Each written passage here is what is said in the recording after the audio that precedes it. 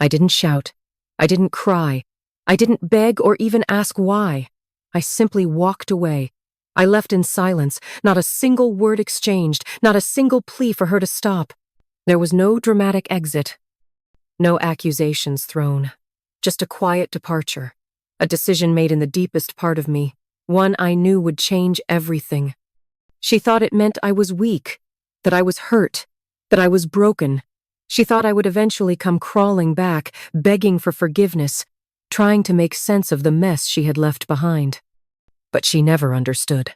My silence wasn't a sign of surrender. It wasn't me giving up. It was me taking control. Months passed and she tried everything. She sent messages, hoping I'd reply. She called, hoping to hear my voice on the other end, desperate for me to pick up the pieces she had shattered. But I didn't respond. No matter how many times she reached out, I remained quiet. I stayed silent, letting the weight of her actions settle into her conscience. She thought it was a game, that if she ignored the reality of what she had done, I would eventually forget, too. But I didn't forget. I never would. She never realized that walking away wasn't just about leaving her. It was about leaving the version of me she had known. The version of me who would take her back, who would forgive her, who would make excuses for her mistakes. That man was gone. When I walked away, I left without a single trace. No messages, no notes, no signs that I had ever existed in her life. I didn't leave any room for her to come back. I left only a void. And it was in that void, in that emptiness, that she began to truly feel the weight of what she had done. She thought she could replace me. She thought she could move on and leave me behind like I was nothing. But what she didn't understand was that the moment she decided to betray me, she lost the one thing she thought she could always count on me. The first day she didn't notice. The second, she probably thought it was just a bad day. But by the third day, she felt it. My absence. The emptiness that I had left behind in her life. My things were gone. My presence was gone.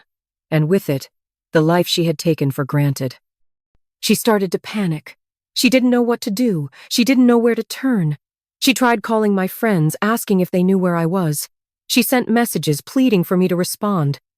She even reached out to mutual acquaintances, hoping for just a glimpse of me, a single word, anything that would bring me back. But there was nothing. She couldn't find me, and that was the hardest thing for her to accept.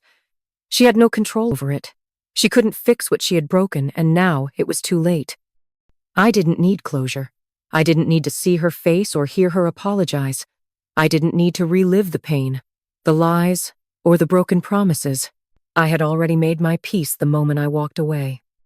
My silence was my answer, and it was enough. As days turned into weeks, and weeks into months, her desperation grew. She sent long, heartfelt messages asking for a chance to explain. She told herself that if she just had the chance to apologize, maybe things would go back to normal. But every time she tried, she was met with the same silence. The silence that told her everything she needed to know, that I was done, that I had moved on, and that I was never coming back. She tried to fill the void with other people. She tried to move on, but it wasn't the same. Nothing felt right. Every laugh was forced, every conversation shallow. She missed me, but not in the way she thought. She missed the version of herself that existed when I was there, when I loved her. She missed the comfort of having me around, the stability I brought into her life. But she didn't miss me for who I was. She missed what I provided her. And now, she had lost it all.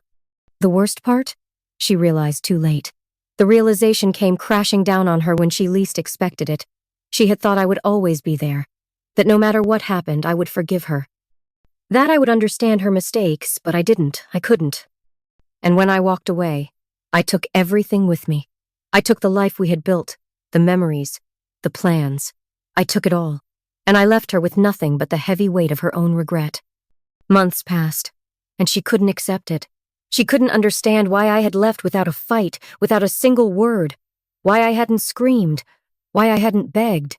She thought it was her fault, that she was the one who had failed. But the truth was, she had already failed me long before she ever cheated.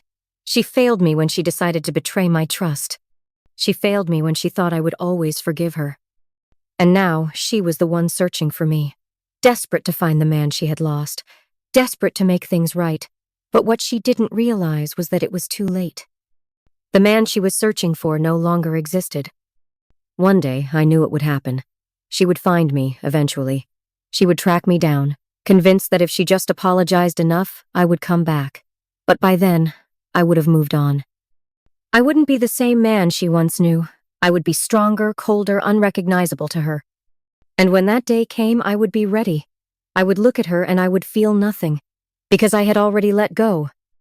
I had already walked away, and that silence, that emptiness I left behind, would be all the revenge I needed. Because the greatest revenge isn't to make them suffer.